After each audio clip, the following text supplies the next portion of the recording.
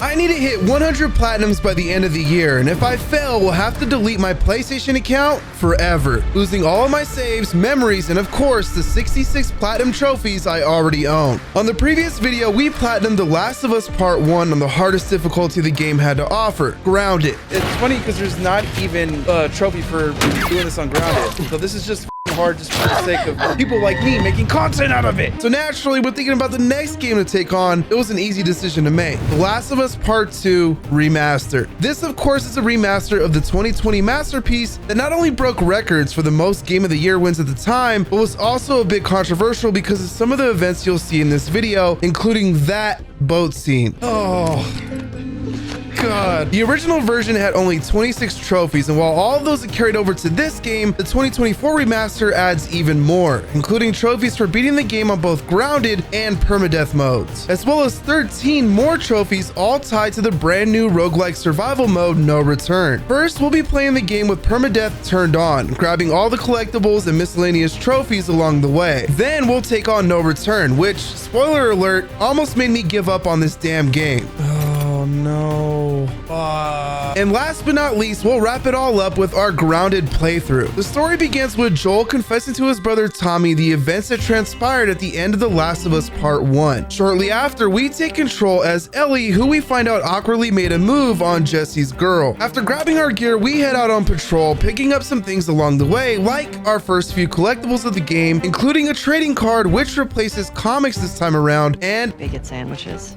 Bigot sandwiches. Yum. We're then introduced to Dina, Jesse's ex and Ellie's love interest in this story, before making our way through the creek trail where we find more collectibles and supplements, allowing us to get our first player upgrade, but even more importantly, our first trophy, Apprentice. Apprentice, first trophy, let's go. We then push forward and end up at a building where we find our first workbench and upgrade our pistol for the first time, unlocking the trophy, Tinkerer. We later discover Tommy's dead friend Eugene's sex den / weed farm before taking a couple hits of the ganja ourselves and getting it on. While all this is going down, pun absolutely intended, we meet Abby, who we actually play as here after discovering the location of the man she's been hunting for. We then make our way through the dense snow where we find even more collectibles, Chuck Norris some zombies to death, and eventually run into Joel and Tommy, who save us from a massive horde. After some brief introductions, Abby invites them to an abandoned mansion where her group is staying, only to find out that Joel is who she was looking for all along. Abby then proceeds to play a round of golf on Joel's head, and minutes later, Ellie finally arrives, witnessing the brutal death of the man she looked up to like a father. After some time passes and me crying like a baby, Ellie and Dina set out for Seattle, as we find out that's where the group responsible for killing Joel lives, but not before grabbing the revolver that Joel left behind for us on his bed. This is also the next gun required for the trophy High Caliber, which you get for finding all the weapons in the game. Once we finally arrive at Seattle, we find our 5th trading card, unlocking the next trophy starter set. We then enter the first ever semi-open world section of a Naughty Dog game, as we have to find gasoline in order to get to the Saravina Hotel where the WLF group might be located. But before that, we experience our first death in probably the most embarrassing way possible. And jump across. And just a reminder, we're playing on permadeath mode, so I had to completely restart the chapter and make my way back here all over again. Great. Once in this massive Seattle area though, we find a ton of collectibles making huge progress towards platinum, including articles, training manuals, trading cards, safes, workbenches, and a shotgun holster, before dying to a clicker, having to redo all of it all over again. After burning through another 30 minutes getting back to that point again, we find another workbench where we're finally able to fully upgrade our pistol, unlocking the trophy Mechanist. Another trophy, Mechanist, fully upgraded weapon. Let's go. Not too long after, we finally find our gasoline, but had one more stop to make, which just so happens to be the bank and our final location found in this area, unlocking the trophy Sightseer. After this, we find a shotgun and Nathan Drake's ring, which happened to be an artifact, and unlock the trophy So Great and Small. With this this area finally completed, we move on to the Saravina Hotel, where we find a member of the group already dead at the hands of Tommy, who also traveled here to Seattle seeking revenge. We then leave the hotel and get ambushed by members of the WLF who just showed up, until breaking free and slicing this douchebag's throat. After which, we find one of the letters from his girlfriend and our next target, Leia, who's held up at a local news station. Continuing our escape, we almost make it out until tragedy strikes. They went into the grass! I died again and had to completely restart the chapter.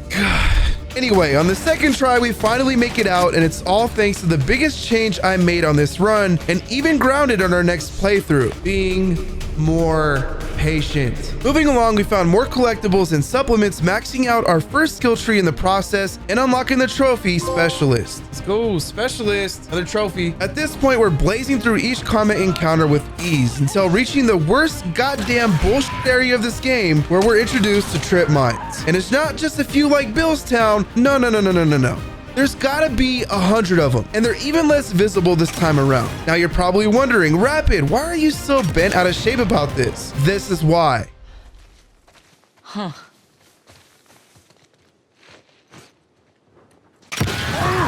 No! Yeah, safe to say, at this point, I was done for the night. Picking it up the next day, we had to start the chapter all over again, and when finally reaching the mines for the second time, I wasn't taking any chances.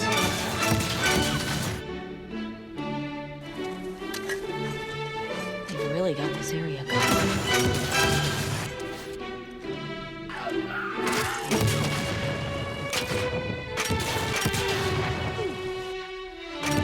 After finally making it out of that death trap, we arrive at the news station, only to find that it was cleared out already by another group known as the Scars. We then find Leia's corpse, who has already been taken out for us. We're then ambushed and chased down by the WLF and forced to go through an underground train station, where we encountered a ton of infected, including the new Shambler, and you guessed it. No.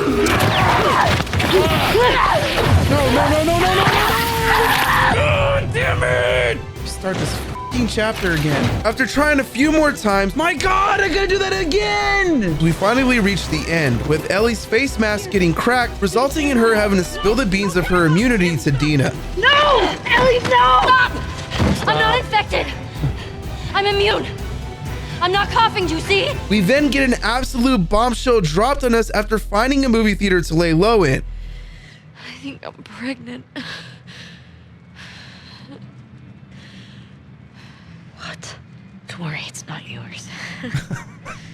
But after a brief lover's quarrel, we play through a flashback sequence where we get our next trophy, Looks Good on You, for simply putting a hat on Joel. Once the flashback ends and I finish wiping away my tears again, we wake up to learn Dina's been hard at work finding our next target, before hearing radio chatter on what could be Tommy's location. We then set out to find him, and day 2 begins. The day starts as we arrive at Hillcrest, pushing through all the WLF forces and grabbing even more collectibles along the way, including our long gun holster and next weapon, the bow, before finding not Tommy, but Jesse, who decided to also make the journey to Seattle because he wanted to help in any way he could. We steal a car and hightail it out of there in one of the most stressful set pieces of the game.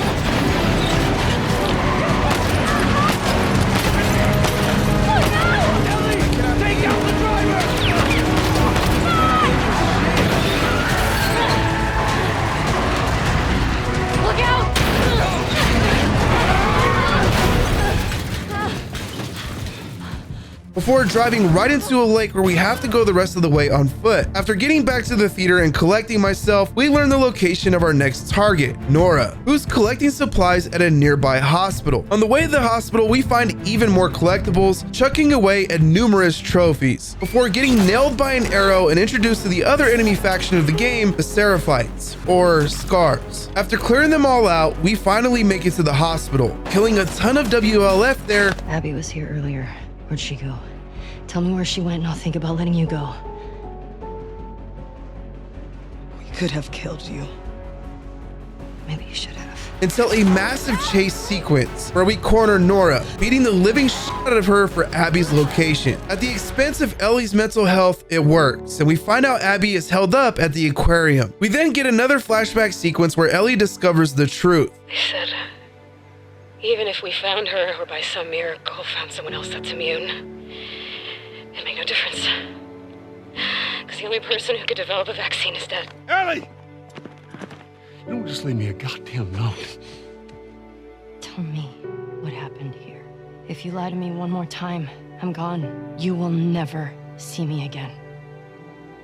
Making a vaccine would have killed you, so I stopped them. Don't you fucking touch me!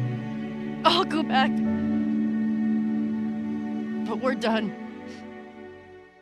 It's now day 3 in Seattle, and we start our hike to the aquarium with Jesse until we have to find a boat and come to a crossroads where we learn Tommy is out there and might need help. Ellie's thirst for revenge causes her to go after Abby instead, while Jesse opts to go save Tommy. With the boat in hand, we push onto the aquarium, grabbing our next trophy along the way, that being in the field for finding 12 workbenches. Once at the hospital, Ellie finds Owen and Mel, interrogating them for Abby's location before things go south. She kills them in self-defense, later finding out from Owen's last breath that Mel was actually pregnant. Ellie breaks down, and Tommy and Jesse arrive soon after to bring her back home. Flash forward a bit, and we're now back in the theater where the group decides to finally go back until Tommy walks off to find something. Then, after suddenly hearing a thump, Ellie and Jesse go to investigate, and the unthinkable happens. Jesse, stand up! Hands in the air, I shoot this one too. Stop! Stop! I know why you killed Joel. He did what he did to save me. There's no cure because of me. I am the one that you want. Just let him go. We let you both live. And you wasted it. Oh, this game, man. After the cut to black, we're now playing as Joel's killer, Abby, where we find out the reason for the murder. The doctor Joel killed at the end of The Last of Us Part 1 was actually her father. We now travel back to present day, still in control of Abby, and have to go find the WLF leader, Isaac. We head out with Manny and Mel, but before doing so, grab a few more coins, unlocking the trophy mint condition for finding 5 of them so far. Seconds later, we head into the shooting range with Manny, and after completely destroying him, unlock the trophy sharpshooter. Let's go. With 2 more trophies in hand, we pick the story back up again, and after getting ambushed by the Scars, finally make it to Isaac and find out he's planning a massive attack on the Scars Island. We also find out Owen went AWOL after killing a fellow WLF member. Following this, we get a brief flashback sequence with Abby and Owen before returning to the present day, where Abby decides, against Isaac's wishes, to go find Owen herself. Along the way, we find a ton more collectibles and another safe with supplements inside. After using them to enhance Abby, we unlock the trophy Survival Training, which you get for learning 25 player upgrades. Not too long after that, we find this strange artifact. What is this?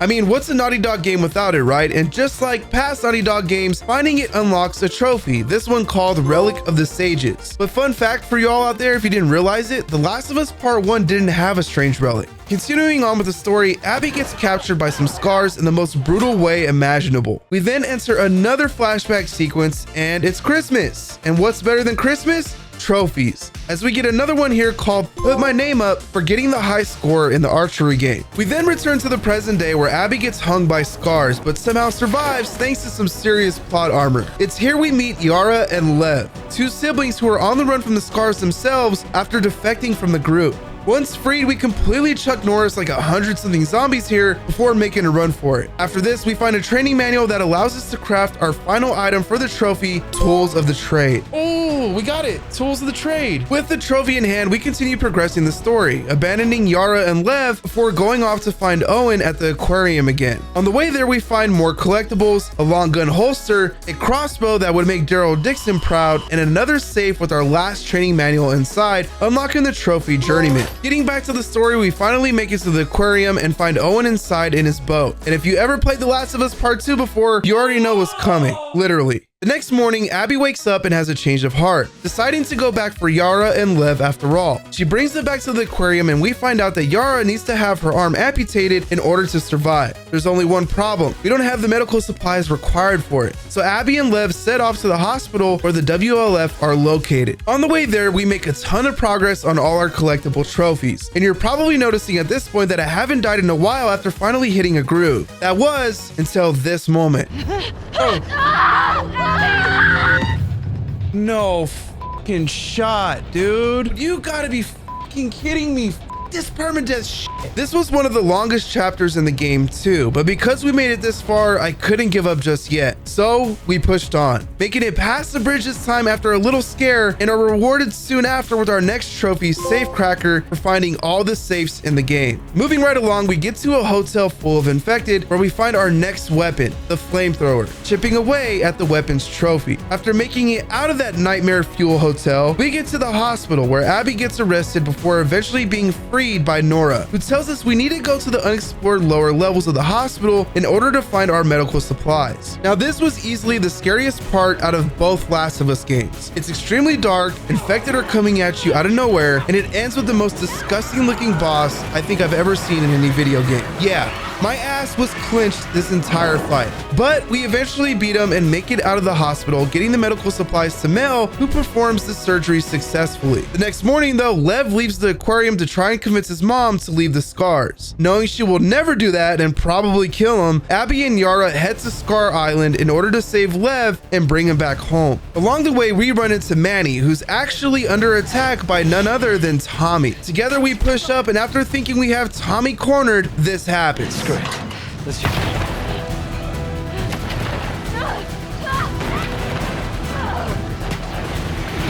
Tommy. Hell yeah, Tommy. Manny. I never liked that dirtbag. Now we become the hunted. After finally getting our hands on him, we push him out to the ocean water below. After the fight, Abby and Yara find a boat and head straight for the island, which is now in the middle of a massive war against the WLF. We push through the entire island, offing a bunch of scars along the way until finally finding Lev, who just killed his own mom in self-defense. We grab him and make a run for it, finding our last coin along the way and unlocking the trophy I won't even bother trying to pronounce, until getting caught by Isaac's group, who out of nowhere kill Yara right in front of us. Isaac then shows up and orders Abby to kill Lev before pulling his gun on her, and then this happens. No!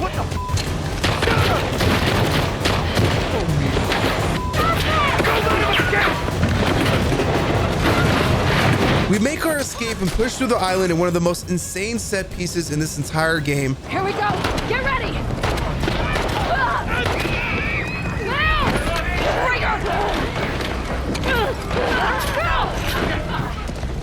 Abby! Burn in hell! Get away from us! Which way to the docks? Up and over the hill. Oh God! Whoa!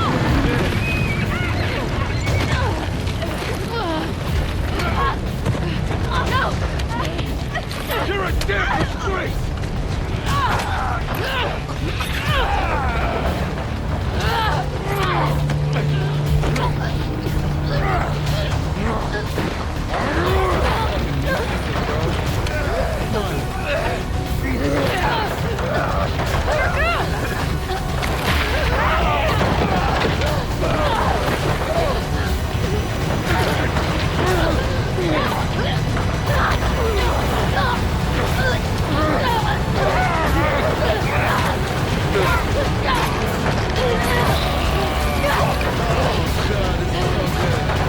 Until finally getting off that batshit crazy island. Abby and Lev then make their way back to the aquarium where tragedy just struck. They walk in to find Owen and Mel dead on the floor. Abby breaks down in a fit of rage, but lucky for her, Lev finds the map Ellie accidentally left behind, giving away her location. The story then puts us back in that fateful moment.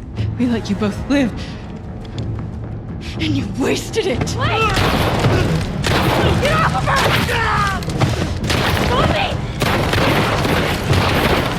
Come on. In this moment, Ellie runs away and we chase after her, resulting in a bloody showdown between the two. Dina eventually tries to help, but it backfires, almost resulting in Abby slicing her throat until Lev stops her. After the cut to black, we're once again playing as Ellie, who seems to be living the perfect life now with Dina and her baby in a farm outside Jackson. But we quickly learn that Ellie's past is haunting her, and it took a deeper mental toll than we thought. In the following scene, we find out Tommy actually survived, and he just got word of Abby's location.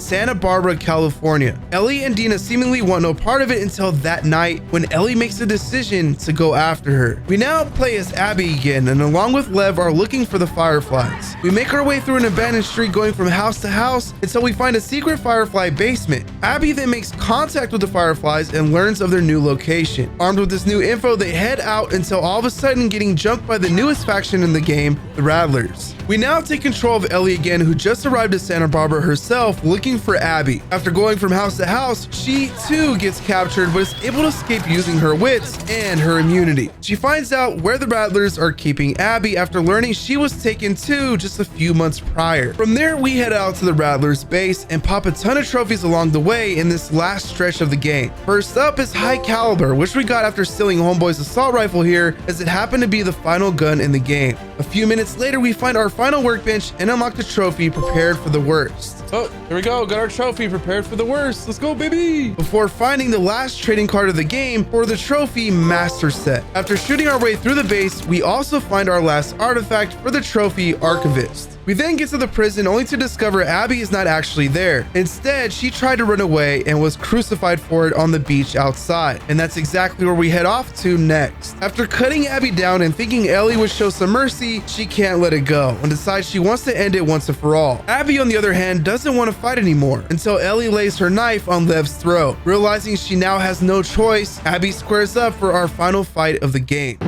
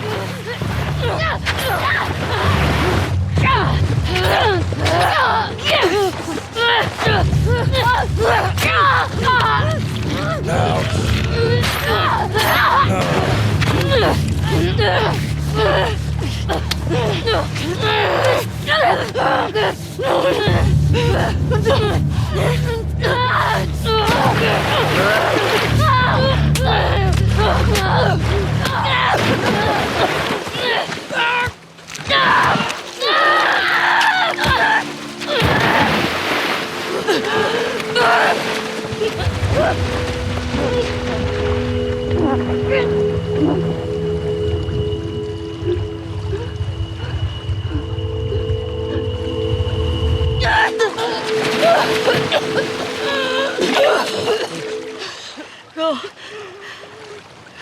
Just take him.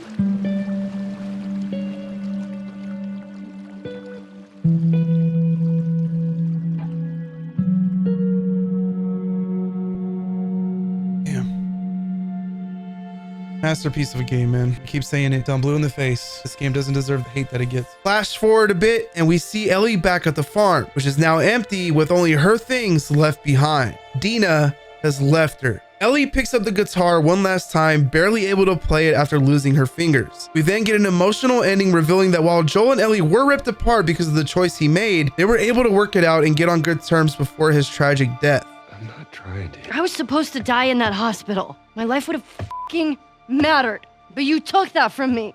If somehow the Lord gave me a second chance at that moment, I would do it all over again. Yeah. I don't think I can ever forgive you for that. But I would like to try. I'd like that. I'll see you around. Yep.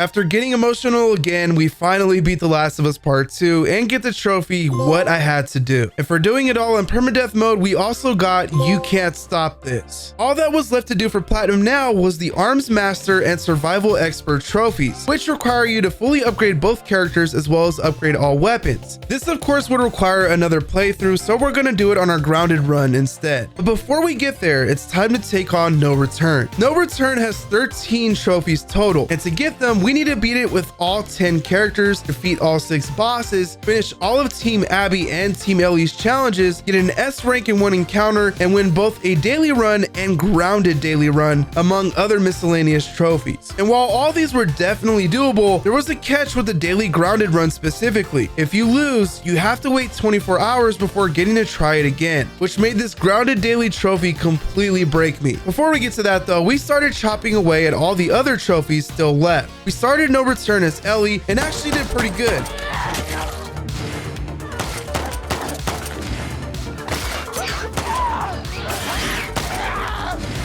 in defeating the first boss, Arcade Bloater.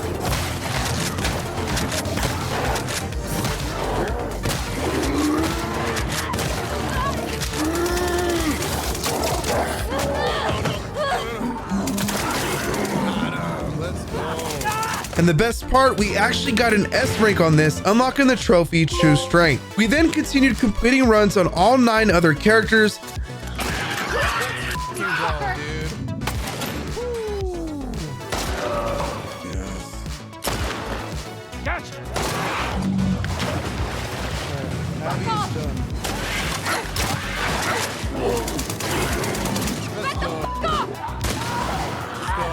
While working on all their challenges and taking down all 5 of the other bosses.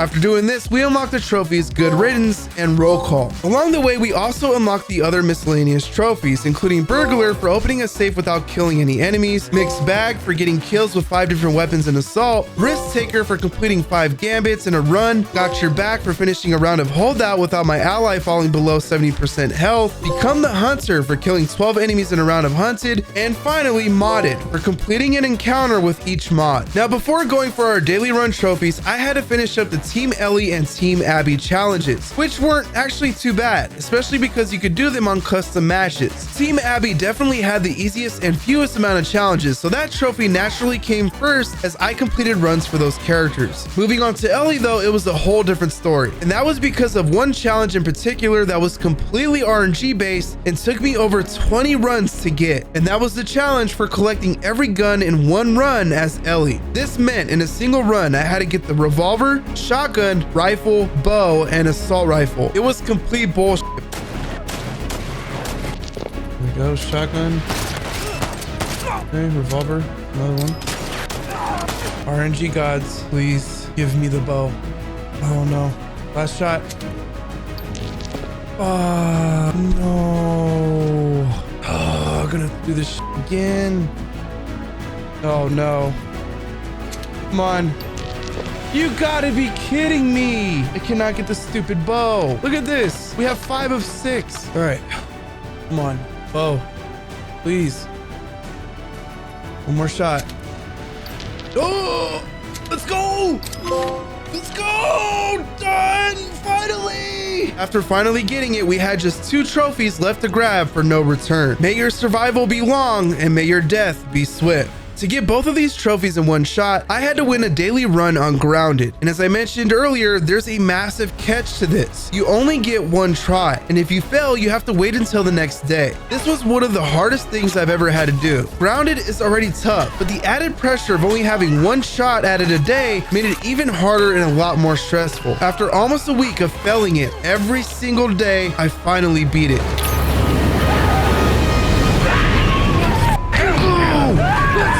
Go! Give me that! Both of them! Let's fucking go! With no return finally done, it was time to get our last 3 trophies of the game for our coveted platinum by playing through the story one last time on Grounded. And I'll tell you guys what, after beating The Last of Us Part 1 on Grounded before playing this game, then going through that show that was No Return Daily Grounded, this was actually a breeze. I had become so good at this game at this point that throughout my entire playthrough, I died maybe 10 times in total. After finally finishing the story again, we secured the trophy Dig 2 Graves. And of course, in the process, we upgraded our final weapon for the trophy Arms Master and got our last player upgrade for the trophy Survival Expert. Which means that finally, after 72 hours of playtime, we not only got the Platinum Trophy, every last one of them, let's go baby, Platinum Trophy, but 300%ed the game too. Thank you guys so much for watching. If you enjoyed it, be sure to subscribe and leave a like for more. Don't forget to comment down below which game you want to see me Platinum next, and be sure to follow me on Twitter for some really cool stuff coming up. I'll catch you all on the next video.